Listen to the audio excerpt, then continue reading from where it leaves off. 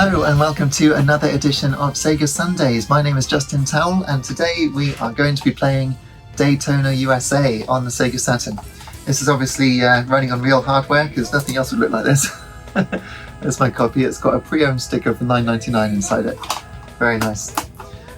This game was a launch game with the Sega Saturn all the way back in 1994.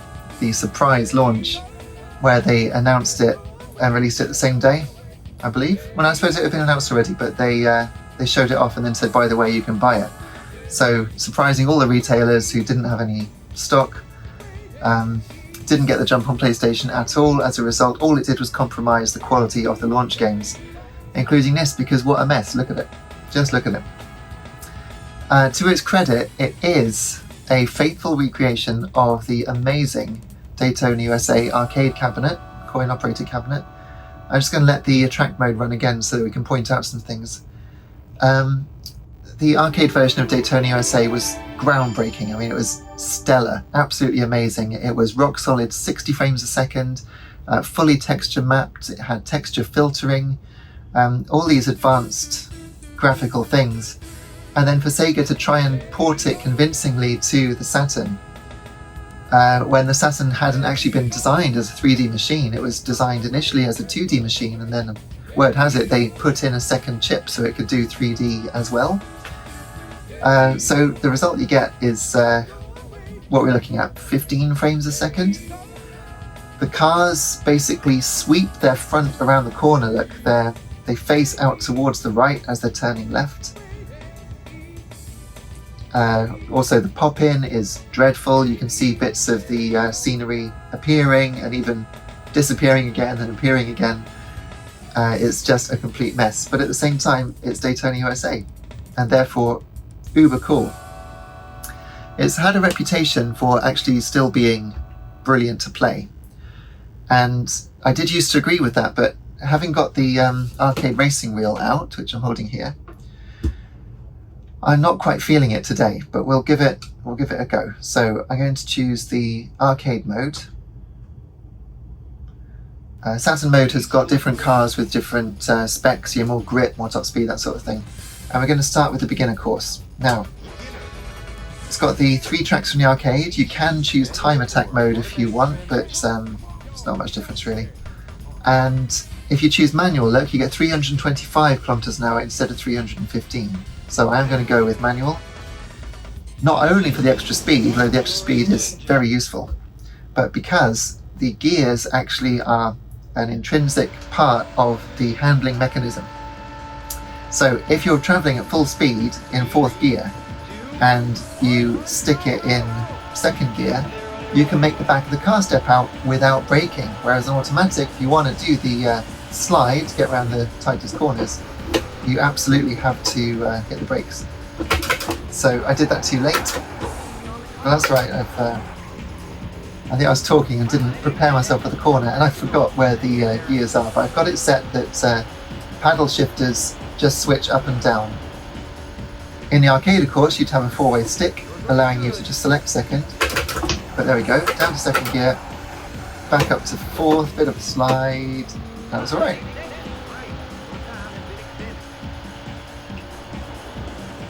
See, the pop-in is dreadful, absolutely dreadful in the distance. There's meant to be a Sonic wall here, famously, Sonic the Hedgehog, there he was. But you can't really see him on the Saturn unless you go for the lowest view. Now it's changed the view. Just like the arcade, it has 4 selectable views, which at the time was, not quite revolutionary because Virtua Racing had done it a year or so before. But there was Sonic. And I think I'm just going to do one more lap in the lowest view so that you can see the Sonic wall in all its glory. Interesting that some elements are always drawn, like that rotating dial thing. Right, now look for Sonic.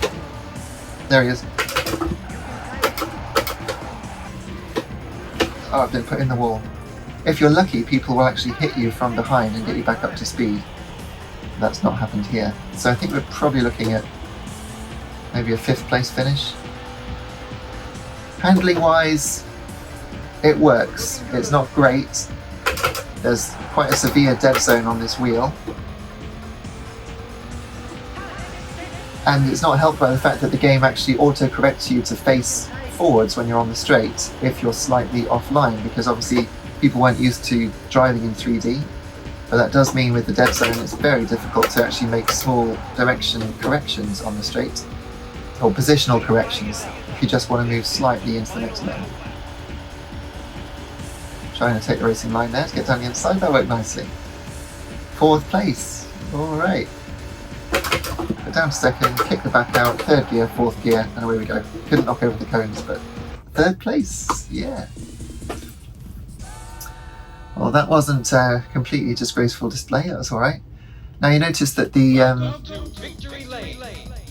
it's also got the end sequence for each track from the arcade, and it does draw all 40 cars if you wait for it. There.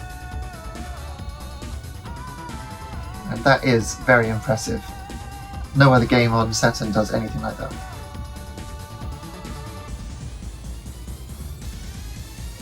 So I was going to point out the transparencies, which of course it doesn't have any. No transparencies at all in this game. It's got the checkerboard pixel mesh to give the impression of a translucent effect. So for the sort of radar around the car, it does that. That might be first on my standings because this is not... Yeah, there we go. Now rather than put my name in, I'm going to put O.R, and you should get something that sounds like Outrun.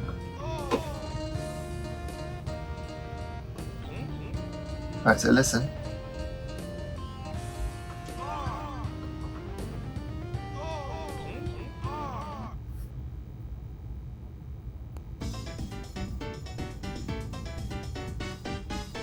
So it's got little Easter eggs there you can put in. I think there's an afterburner one.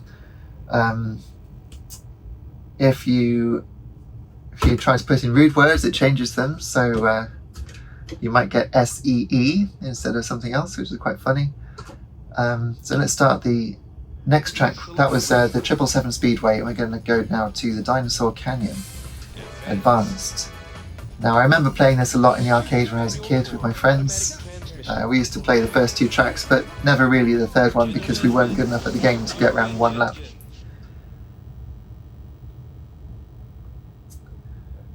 Right, so let's try and do the rocket start. If you hold the brake and accelerate up to just below 7. There we go. You have to dart out from behind that car in front, otherwise it's all for nothing. And then you get this beautiful track design through the canyon. Although it's got terrible pop-up, it's still wonderful to go around this corner with analog control. Feels very nice. And we're up to 3rd. Now, the difficulty level is very difficult in Saturn Daytona, so I'm not expecting to win. But if you can keep your inertia up, there is a chance. Right down into 1st gear there. And try and get the toe off that guy. Okay, we're doing alright. 2nd gear to get the back out. 3rd gear for the power, and 4th gear to pull away down the straight. 2nd place after the 1st lap. Sounds good, but honestly I'm probably going to go backwards from here. In terms of race position. Careful around the outside, don't want to put into the wall. That's alright. Okay. Oh, it's so hard to control with this wheel.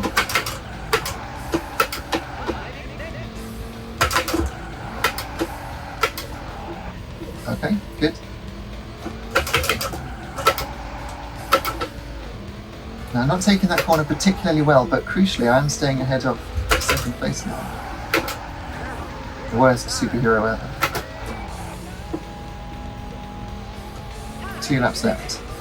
So the cars do have pseudo reflection effects on the window. As you slow down, it does slow down its scrolling, which is funny, but when you go through the tunnel, it still shows the clouds above you. Here you go, look. Oh no, it doesn't. How interesting. I think this must be a later revision of the game, because I'm sure that was a thing back in the day.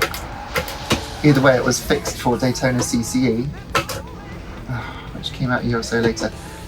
You saw the other car spin there as it knocked me as it went by. The other cars do actually crash, which is really cool. Fallible AI. I'm down to third, and I don't think we're going to see them again, but let's see if we can get third.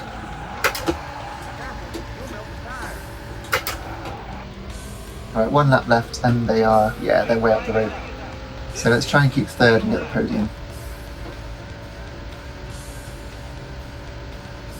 So I think then we would get the end sequence, wouldn't we?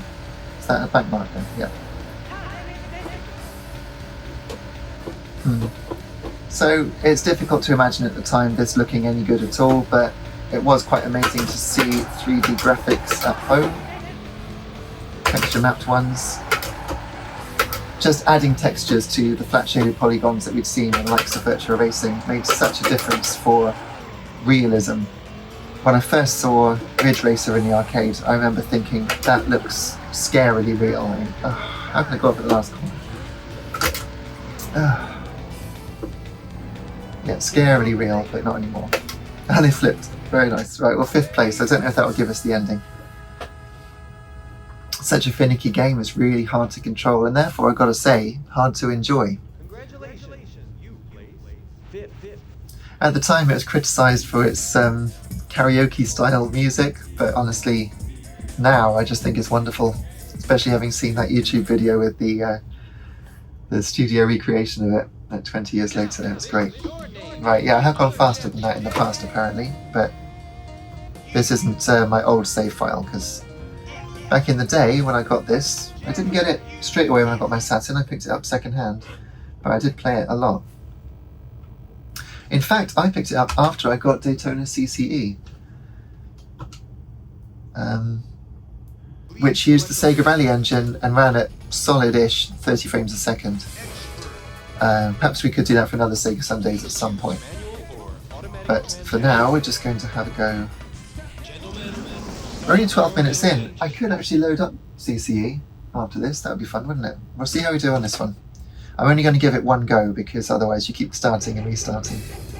Right. Brakes. There we go, yeah. Rocket start.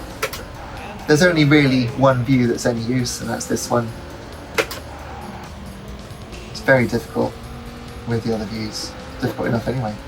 It slows down here because you're going over the track. Oh dear, I am going to restart there because that's ridiculous. At least you got to see the crash effect, which the game was famous for. A reasonable start. No, bad start. Last game.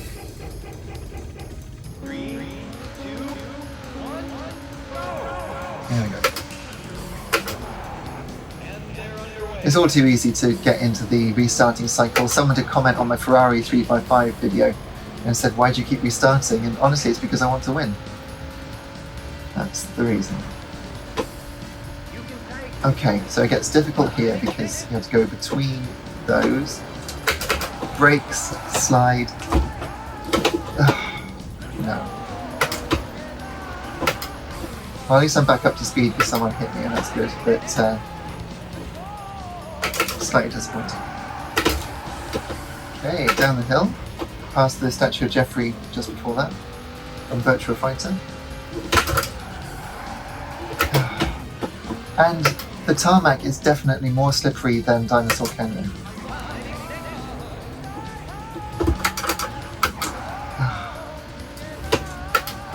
It's frustrating. It's a frustrating game. There's horses there on the right.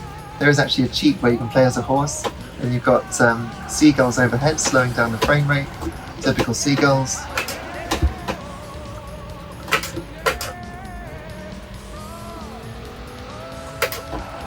Right, where are we? 25th. Very poor show, but yeah, we won't keep restarting. Music's awesome. Here, the car doesn't bounce slick, just off the road it's a smooth bit of tarmac. And this corner gets progressively tighter, so you put it in a slide.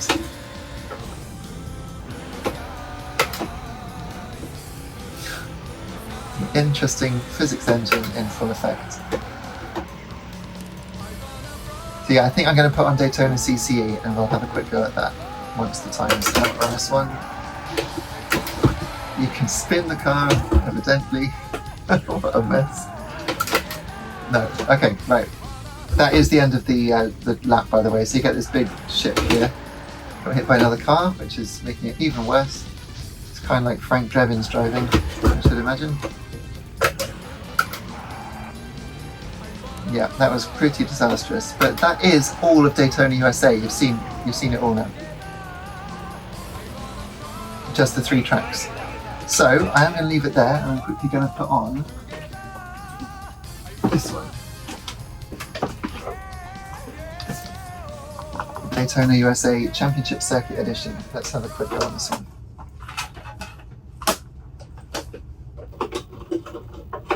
So yeah, I'm going through an upscaler. That's what you're seeing there with that, that little window that pops up. And I haven't played this with a steering wheel for ages, but we'll have a go. Yeah, 15 minutes. I think we can have a couple of goes at this. Now look at the difference immediately. Full screen, 30 frames a second, well 25 because it's PAL. And that's pretty good. I'm going to skip that in case that music is copyrighted. But instantly, you notice the difference. They used a modified version of the Sega Rally graphics engine for this, I believe. And hopefully it's got the same control scheme as the last one. But we'll soon find out.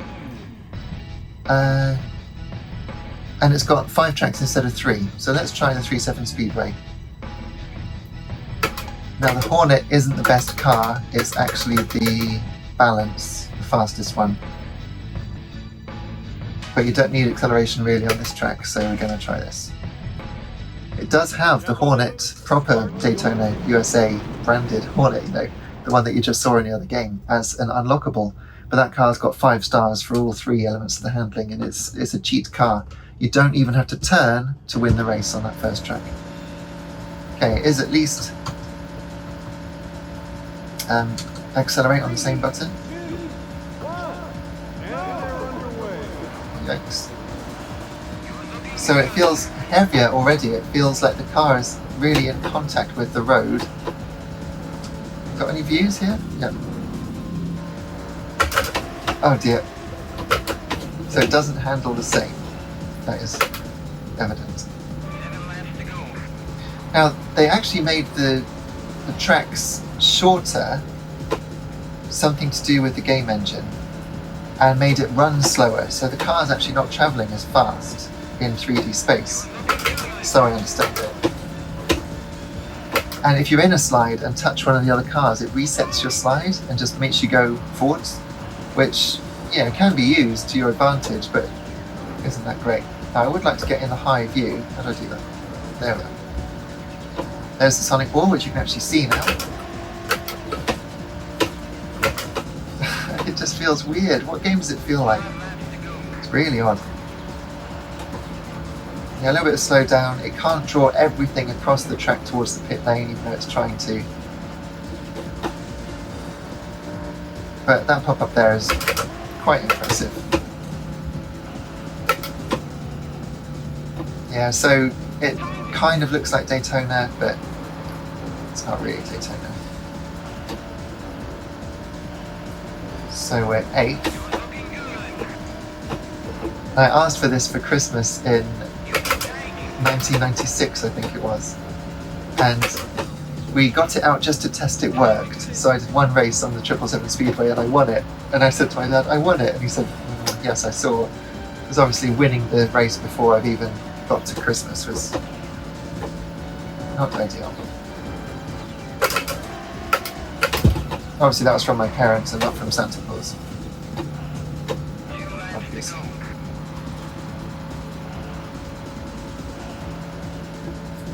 Speaking of Christmas, we'll be doing Christmas nights on Saturn.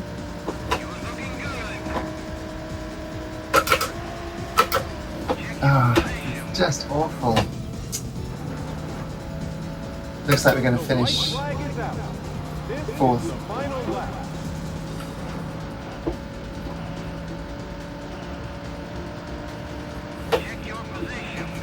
So I asked for this game instead of Tomb Raider because I wanted something that I could sort of enjoy on Christmas Day, but Tomb Raider is clearly the better game. Go on. Oh my goodness, didn't even get to finish. So, there it is. Lucky dice, it says at the top. Hit mode. And goal. Little details like the numbers of the cars correctly appearing on the start-finish line dot matrix display, which is quite cool. But yeah, so there it is. I think we're going to leave it there for this one. That was Daytona Championship Circuit Edition and the original Daytona USA on Sega Saturn. We are going to move on to another console soon. The thing is, there's just so many great Saturn games by Sega. And these haven't held up as well as I thought they would, actually. I think the Daytona USA HD version has spoiled us, because that is a fantastic recreation. Fantastic recreation of the arcade game. But yeah, keep checking out Sega Sundays every Sunday. It's 8 AM UK time. And we'll be moving on to other consoles shortly, but I've still got a few more up my sleeve, including some real big hitters. So stick around for that. Thanks so much for watching. Please hit like and subscribe, and let me know what you think in the comments. I look forward to reading what you think. Take care, see you soon. Cheers.